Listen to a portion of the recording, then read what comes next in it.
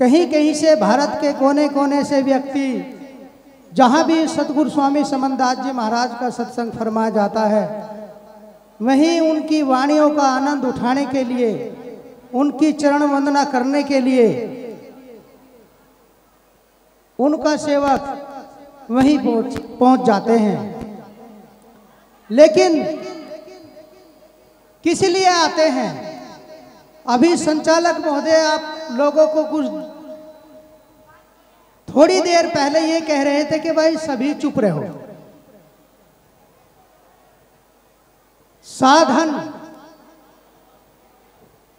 साधन बहुत जरूरी है। साधन के लिए साधना करने की आवश्यकता है, और साधना आप लोगों को जो है प्रत्यक्ष में महात्मा धर्मदास जी ने साधना की है। किसकी की है? पूरे के पूरे शरीर की। जो इसमें ये बोल रहा है इसकी भी उन्होंने साधना की है। हर महात्मा करता है जो भी तपस्या करता है। वृक्ष कभू ना फल बखे, नदी ना सिंचे नीर, परमारथ के कारण साधु धरे शरीर। और आप पे साधना नहीं हो रही। उन महात्माओं ने कोई 51 दिन की, 61 दिन की, 101 दिन की तपस्या गुरु महाराज के सेवक करते आ रहे हैं। वो तो 51 दिन की मतलब जो है रात दिन खड़े हैं। लेकिन आप पे जो है 4-5 घंटे ये नहीं कि चुप होकर के बैठ जाए। आप अपनी जिह्वा की भी साधन नहीं कर रहे। आपको खड़ा नहीं करा जा रहा, तपस्या नहीं करी जा रही। कुछ ना कुछ यहां तभी आप लेके जाएंगे जब आप साधन करोगे। उन्होंने साधना किसकी करी? पैरों की साधना करी। 51 दिन कहीं भी खड़े कर दो तो ये साधना ही तो है। साथ साथ में जो हमारी दृष्टि है, जो कुदृष्टि पड़ जाती है कहीं भी, इतने व्यक्ति भजन बंदगी में रहता है, साधना में रहता है, इतने उसकी दृष्टि कहाँ रहती है? सतगुरु महाराज के स्वरूप पर, गुरु महाराज जी के चरणों में सतगुरु महाराज जी का दीदार करती है।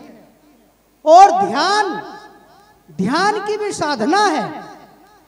इस तपस्या के साथ साथ कितनी साधना होती है? जितनी हमारी 10 इंद्रियां है, 10 इंद्रियों की साधना होती है। साथ ही साथ ध्यान भी लग जाता है। अगर हमारे कानों में कोई इधर उधर की बात डाल रहा है तो इतने साधन करते हैं आप लोग, सुमरण में बैठते हैं, भजन में बैठते हैं, सत्संग सुन रहे हैं, तो आपकी इधर उधर की बात आपके कान ये नहीं सुनेंगे अगर आपने ध्यान अपना गुरु महाराज के चरणों में रखा। तो ये साधना है। तो इसीलिए हमें साधना करनी चाहिए।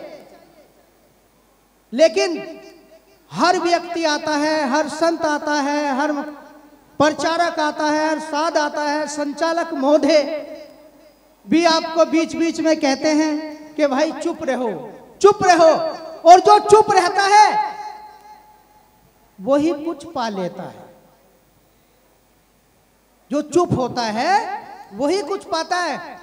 क्योंकि जब आप भजन में बैठते हो, सुमरण करते हो, गुरु महाराज का ध्यान लगाते हो, तो आप चुपी होकर के तो बैठते हो।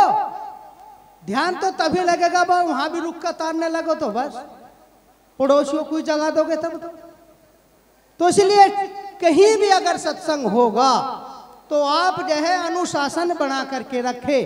अपनी मिशन का, अपने गुरु महाराज का मर्यादा और पद ऊंचा रखे कि वे सतगुरु स्वामी समनदास जी महाराज के शिष्य हैं, जो सत्संग को बड़े ही एकदम शांत भाव से सुनते हैं। तभी तो उद्धार होता है, तभी तो कल्याण होता है। तो मैं इतना ही मैं बोलना चाहता हूं। और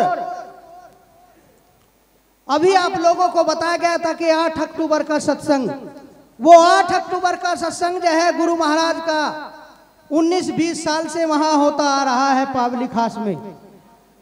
स्वामी समनदास जी महाराज जी के परम गुरु संत स्वामी ज्ञान भिक्षुक जी महाराज जी का जन्म उत्सव पूरे भारत के अंदर गुरु महाराज ने वहीं से शुरू किया था। आदेश दिया था कि इनका स्वामी ज्ञान भिक्षुक जी का जन्म उत्सव मनाओ। तब से वो मनता आ रहा है पूरे भारत के अंदर। मनना तो चाहिए, क्योंकि आपके भी दादा गुरु है, हमारे भी दादा गुरु है। जब उनका जन्मदिन आता है तो जैसे गुरु महाराज का मनता है ऐसे उनका भी मानना चाहिए, जगह जगह, ज्यादा नहीं तो थोड़ा। तो इसीलिए गुरु महाराज के आदेश अनुसार स्वामी ज्ञान भिक्षुक जी महाराज जी का जन्मदिन 174वां पावली खास में बड़ी धूमधाम से मनता आ रहा है।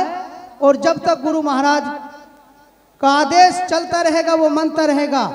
और शोभा यात्रा भी है वहाँ पलेहड़ा चोपला मोदीपुरम से संत शिरोमणि गुरु रविदास जी महाराज की प्रतिमा और गुरु महाराज के स्वरूप के साथ शोभा यात्रा भी निकलेगी। समय है 2 बजे। तो वहाँ सभी आए और अपना सहयोग करे, सेवा करे, तभी आपकी साधना और सेवा से बहुत बड़ा संकट दूर होता है। अगर कहीं सेवा करती है माता बहन नौजवान साथी तो शरीर में रोग नहीं रहता, शरीर से सेवा होती है, रोग भी दूर हो जाता है। तो हम जहाँ भी जाते हैं, जाना चाहिए आप लोगों को, वहाँ भंडारे में कहीं भी जाकर के सेवा करनी चाहिए, उससे बहुत कुछ प्राप्त होगा। तो इसी के साथ जय घोष करेंगे। बोलिए जगत गुरु रविदास जी महाराज की, सतगुरु समनदास जी महाराज की, स्वामी ज्ञान भिक्षुक महाराज की, सत साहेब सतनाम।